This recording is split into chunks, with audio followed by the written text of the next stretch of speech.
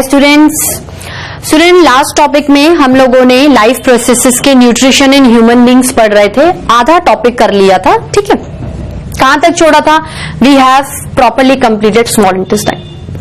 देखो student, absorption वाले process में मैं पहले आपको सोच रही थी कि आपको एब्जॉर्प्शन के टाइम पे एब्जॉर्प्शन बताऊं, पर मेरे को ऐसा लगता है कि स्मॉल इंटेस्टाइन में अगर मैं आपको हिंट दे दूंगी तो वहां पर अपन को अनवांटेड टाइम खराब नहीं करना पड़ेगा, और एज इट इज आपको मैं क्या बोलूंगी कि वहां आपने देख लिया था। क्योंकि एब्जॉर्प्शन में फिर क्या होगा, नए सिरे से पूरा स्मॉल इंटेस्टाइन बताना पड़ेगा, क्योंकि एब्जॉर्प्शन सिर्फ और सिर्फ स्मॉल इंटेस्टाइन में ही होता है। ठीक है, तो अपन एक काम करते हैं, स्मॉल इंटेस्टाइन को अपन ने कहां पर छोड़ा था? स्मॉल इंटेस्टाइन में हम लोगों ने यहां पर लास्ट टाइम में पढ़ा था कि यहां से अब जो फूड है वो एब्जॉर्प्शन के लिए रेडी है, क्योंकि फूड सिंपलर और एब्जॉर्बेबल फॉर्म में क्या है, टूट चुका है। ठीक है, हम लोग क्या करेंगे, अब देखो इसके कंटिन्यू में लिखेंगे,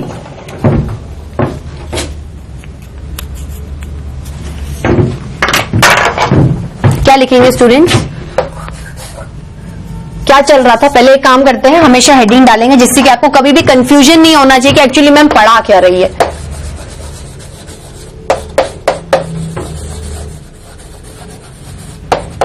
आशीष, समझ में आ रहा है? कोई दिक्कत तो नहीं है? जूही, शशांक, निकिता, कोई दिक्कत? जब भी कोई दिक्कत हो आप अपना हाथ ऊंचा करके मुझसे इंस्टेंट पूछ सकते हैं, कोई झिझकने की बात नहीं है। ठीक है, नहीं समझ में आ रहा 50 बार पूछो। ठीक है, स्मॉल इंटेस्टाइन में क्या है देखो, here final digestion occurs and gets completed. होने के बाद प्रोसीजर क्या हो जाएगा, खत्म हो जाएगा, and gets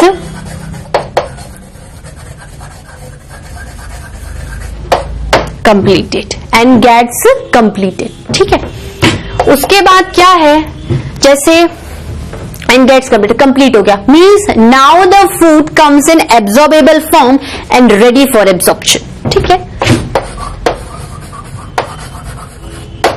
now the food comes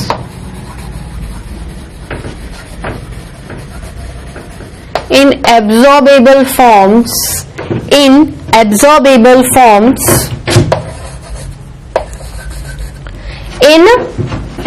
एक मिनट इसको वापस से लिखती हूं मैं, in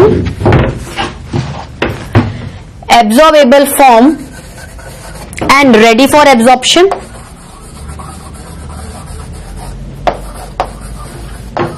and ready for absorption।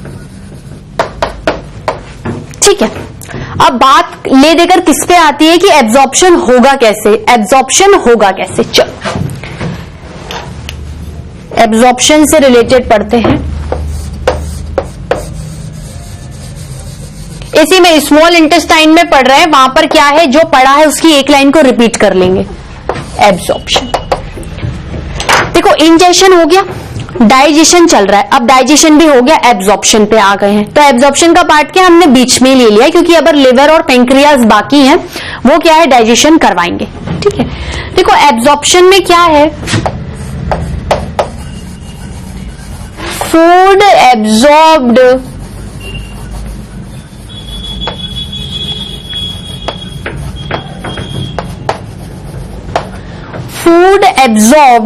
and get in blood। Food absorbed and get in blood। बात खत्म हो गई, food absorbed and get in blood.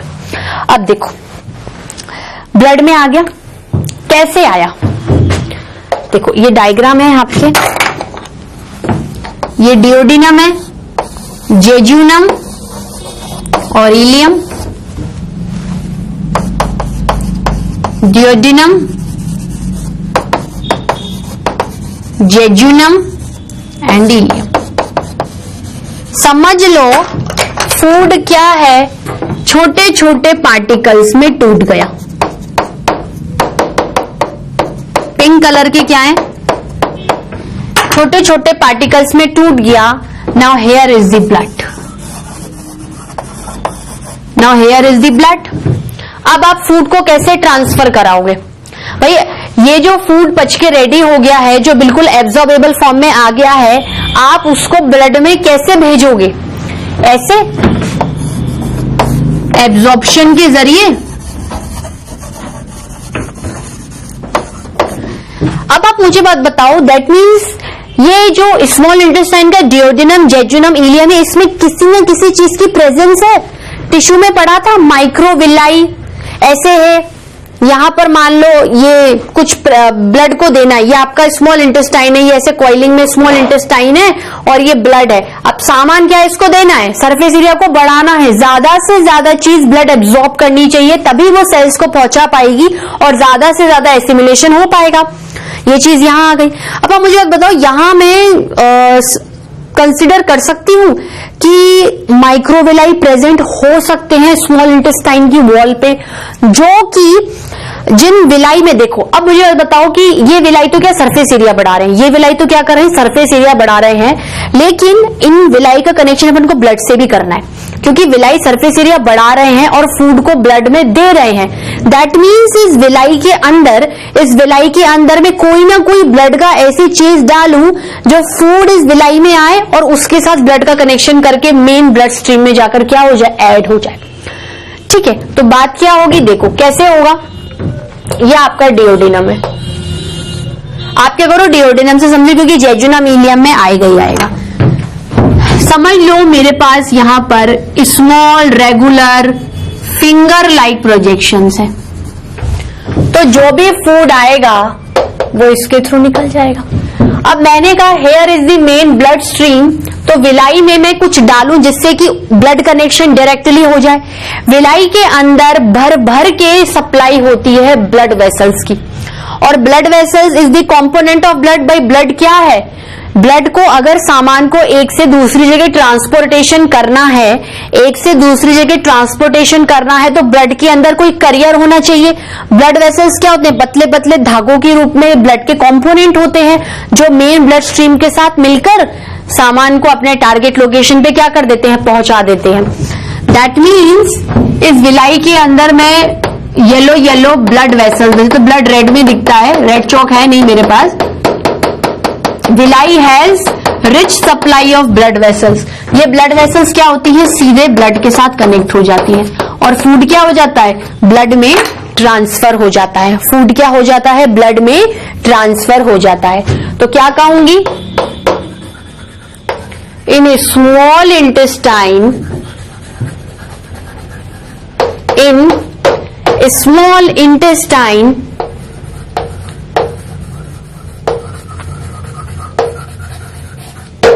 we are having small and regular finger-like projections,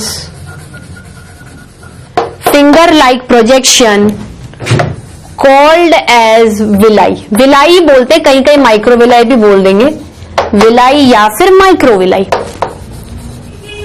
ठीक है, अब ये विलाई कैसे एब्जॉर्प्शन करती है, विलाई क्या करती है, जिस भी एरिया पे प्रेजेंट होती है उसका ऐसा सरफेस एरिया बढ़ा देती है, तो फट से मैक्सिमम मैटर क्या हो जाता है, इधर से उधर चला जाता है। ठीक है, तो हम लोग क्या कह सकते हैं, villi increases the surface area of absorption. क्यों सरफेस एरिया बढ़ रहा है, क्योंकि एब्जॉर्प्शन का काम करवाना है। Villi increases the surface area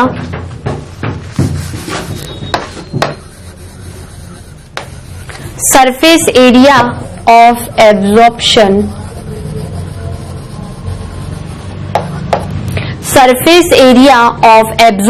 ठीक है, villi increases the surface area of absorption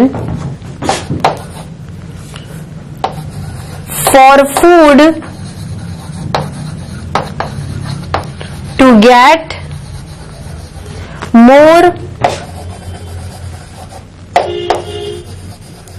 and more absorbed। More and more absorbed. ठीक है, अब होता क्या है, अब विलाई अपना फूड एब्सॉर्ब करके किसको दे रहा है, ब्लड को दे रहा है। ठीक, villi actually transporting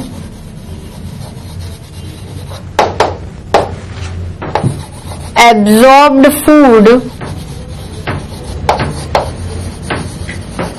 to the blood,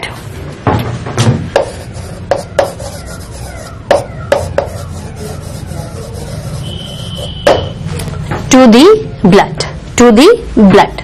ठीक है, दैट मीन्स विलाई के अंदर कोई ऐसी ब्लड की कनेक्टिविटी होनी चाहिए जो उसे मेन ब्लड से कनेक्ट करे। तो हम लोग क्या कह सकते हैं, villi has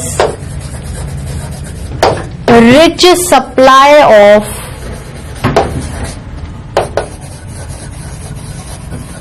blood vessels, villi has rich supply of blood vessels which in turn connected to main blood stream, connected to main blood stream।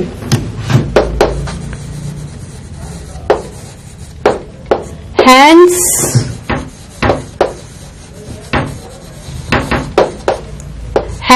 transporting the food from itself to the blood,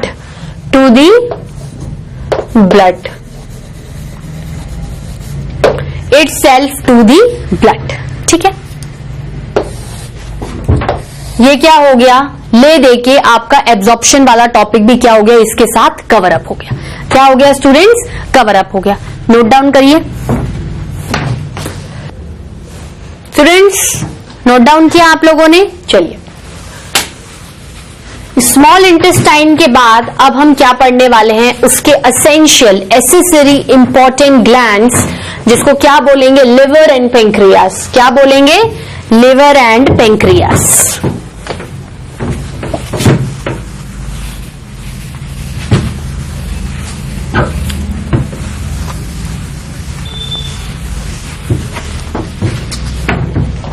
ठीक है students, तो हम लोग क्या पढ़ने वाले हैं,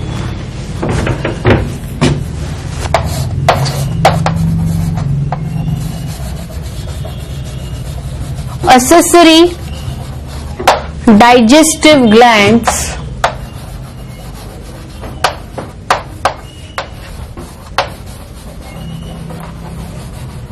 accessory digestive glands। इसमें पहले नंबर पे कौन सा आएगा, लिवर।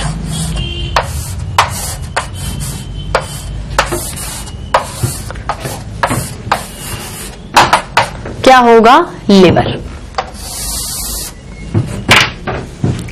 ठीक है, लिवर क्या होता है, लिवर हमारी बॉडी का लार्जेस्ट ग्लैंड होता है। इसका वजन अच्छा खासा होता है। देखो डायमेंशनल वाइज आपको बहुत ज्यादा डीप में नहीं जाना, but liver is the largest gland of our body. अच्छा खासा बड़ा भारी ग्लैंड होता है। ठीक है, अब ये मदद कैसे करता है भाई, मैंने कहा कि ये स्मॉल इंटेस्टाइन को हेल्प करता है।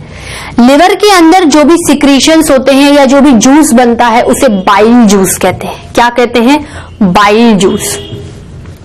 बाइल जूस में कोई भी एंजाइम्स नहीं प्रेजेंट होते हैं जिसकी वजह से फूड का डाइजेशन हो पाए, इसलिए बाइल जूस को फॉल्स या सूडो डाइजेस्टिव जूस बोलेंगे। सूडो क्यों, कि भाई प्रॉपर्टी तो वो फॉलो अप कर रहा है कि डाइजेशन का पार्ट है, ग्लैंड का पार्ट है, और as a bile juice digestive juice की तरह बिहेव कर रहा है, लेकिन उसमें ऐसे कोई एंजाइम्स एक्चुअली प्रेजेंट नहीं होते हैं जिनकी वजह से फूड का डाइजेशन हो।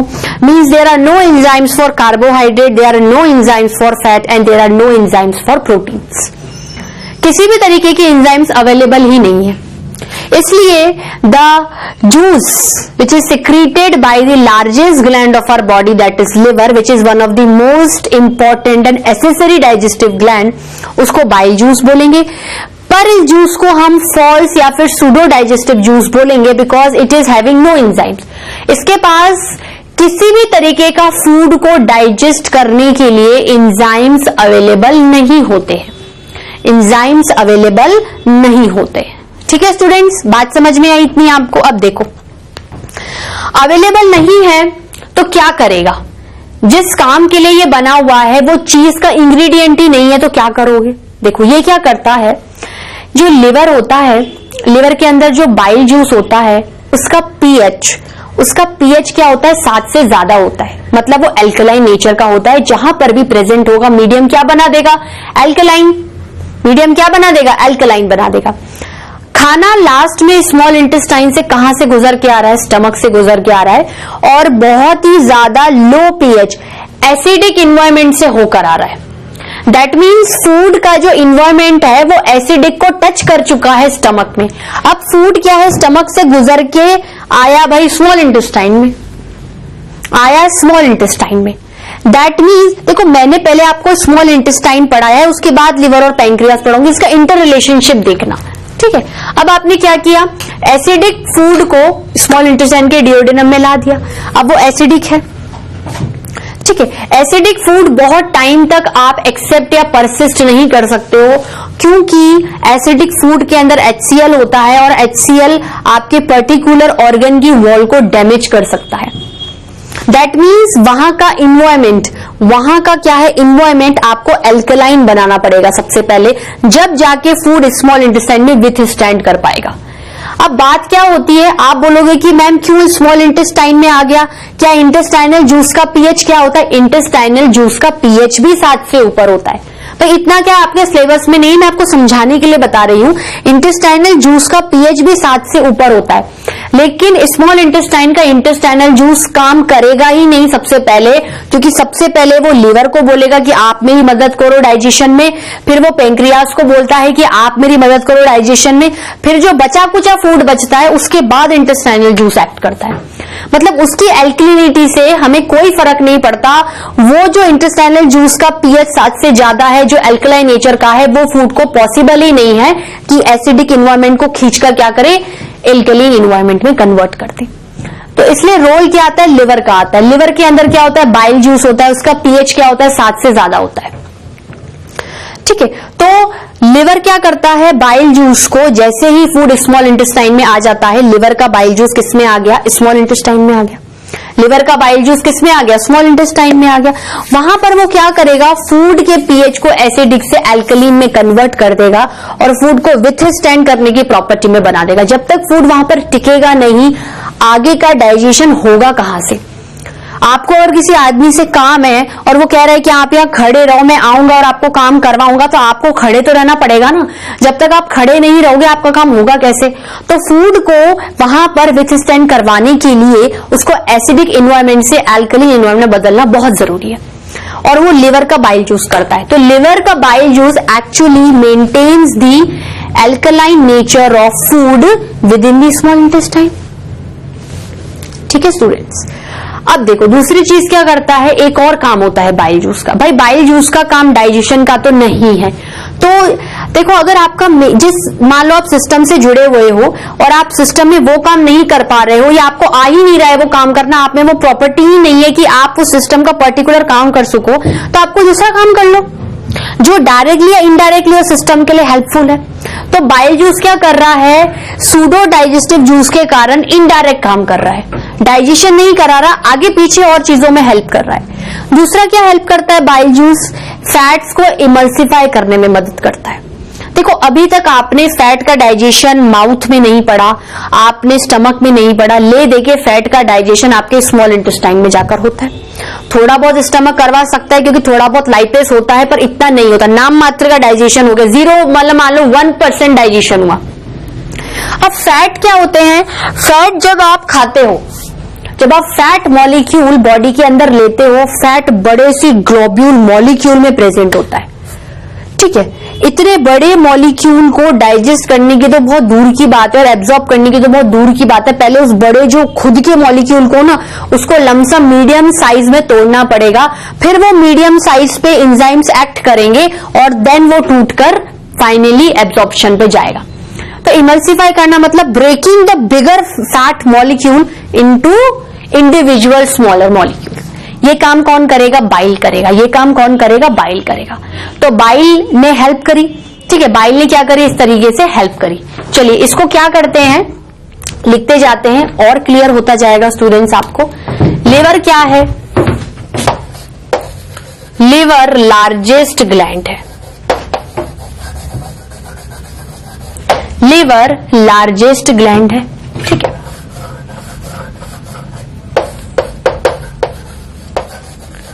लिवर हैज, या हम ये कह सकते हैं कि भाई लिवर ग्लैंड है, तो लिवर क्या करेगा? कुछ सिक्रीट करेगा। लिवर क्या करेगा? कुछ सिक्रीट करेगा। Liver secrete bile juice. Liver secrete bile juice. Secretion के नाम क्या है लिवर में? Bile juice. अब होता क्या है? Bile juice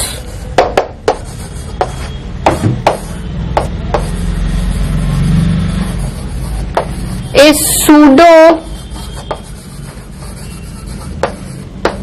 digestive juice, is pseudo digestive juice, ठीक है। इधर आ जाओ। pseudo means false, pseudo means false। तो कहने का क्या मतलब है कि ये बाइल जूस है तो एक डाइजेस्टिव एंजाइम के नाम से, क्योंकि ये एलिमेंट्री कैनाल का ग्लैंड सिक्रीट कर रहा है, पर इसमें एक्चुअली डाइजेशन करवाने के लिए एंजाइम्स प्रेजेंट होते ही नहीं है, ठीक है। मतलब जो दिख रहा है वो अवेलेबल नहीं है। तो सूडो फॉल्स मतलब bile behaving as a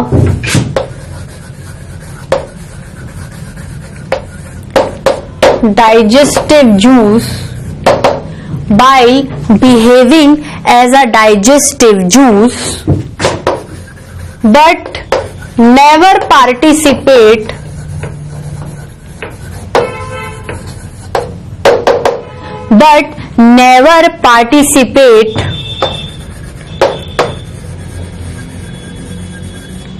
in actual digestion, but never participate in actual digestion, ठीक है। बात ये हो गई। तो अब जब एक्चुअल डाइजेशन नहीं करवा रहा है तो क्या करवा रहा है? अदर फंक्शंस क्या है? देखो,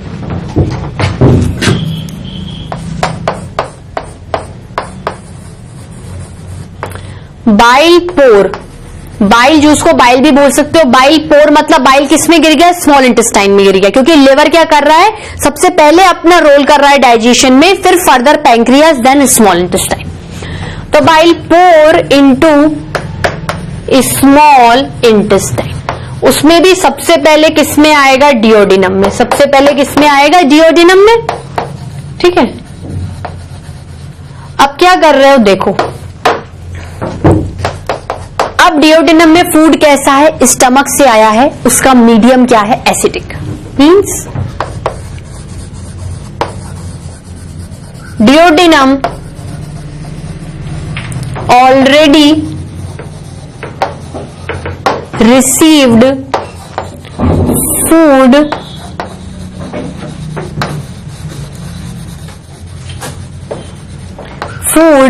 from stomach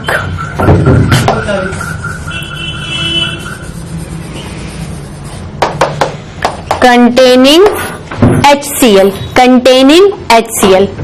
so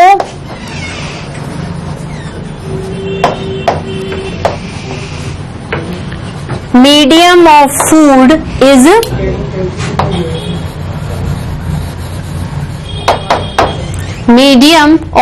is acidic। medium of food क्या है? acidic है, ठीक है। to withstand the food here in the duodenum, here in the duodenum for its further digestion, for its further digestion,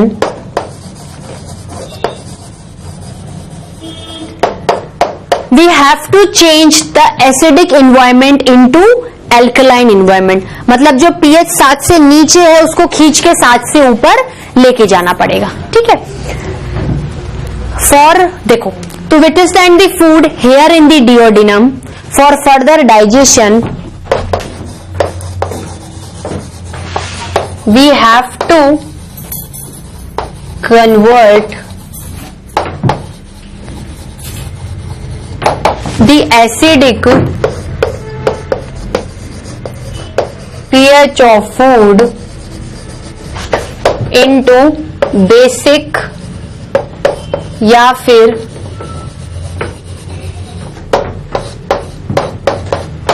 alkaline pH, alkaline pH, ठीक है students. ये कैसे होगा, कैसे करवाऊं मैं इसको?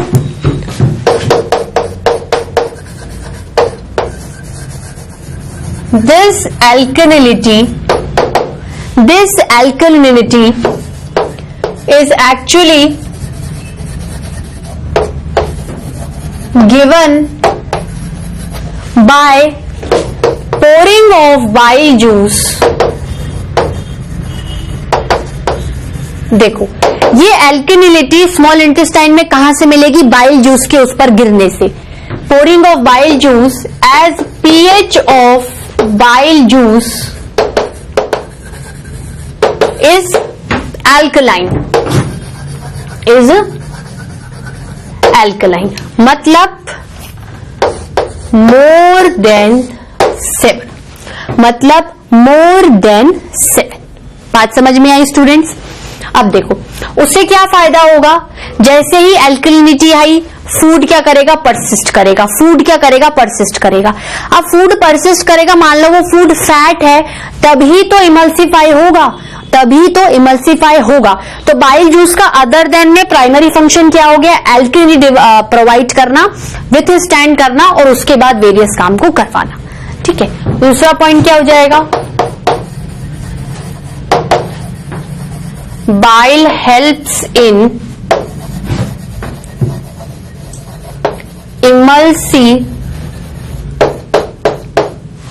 bile helps in emulsification of fats। Emulsification of fat means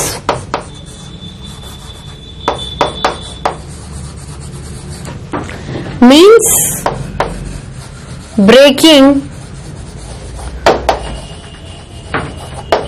large fat globule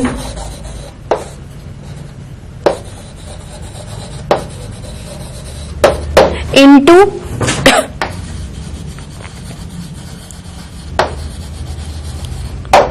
smaller ones, into smaller ones, ठीक है।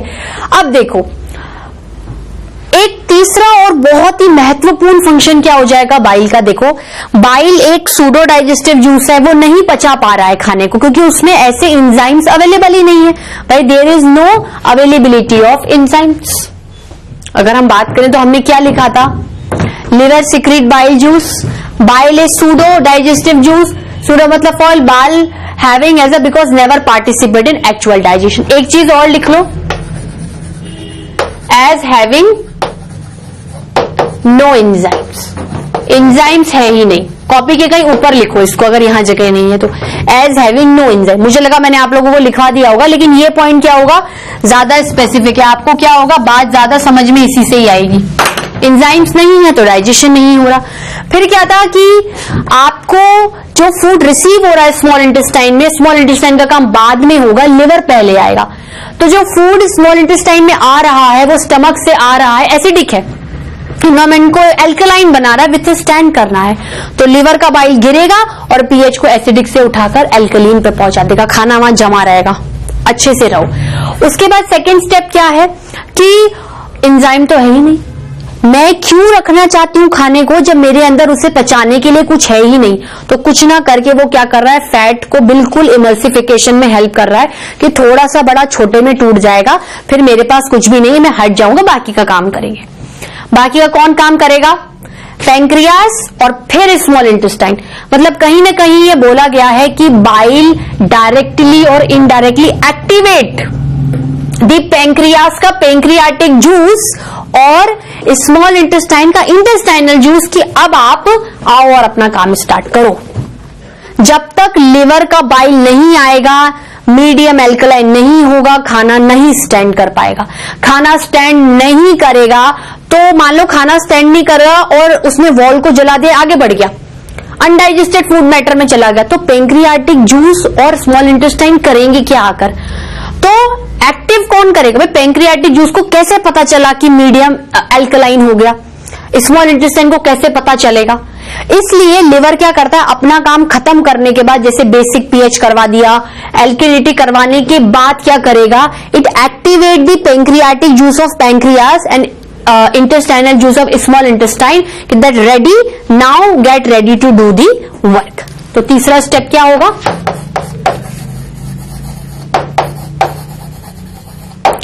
bile juice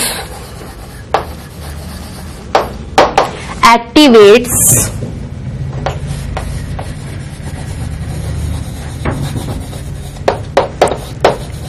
pancreatic juice of pancreas and intestinal juice of intestine।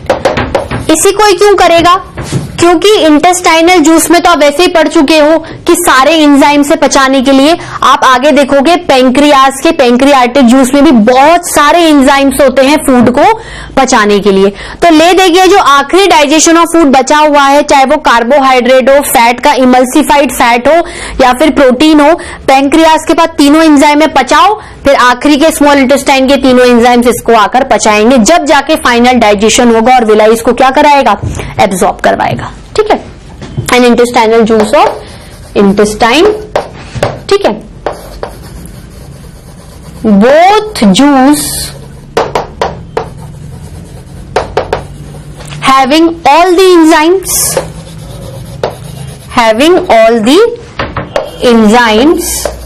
for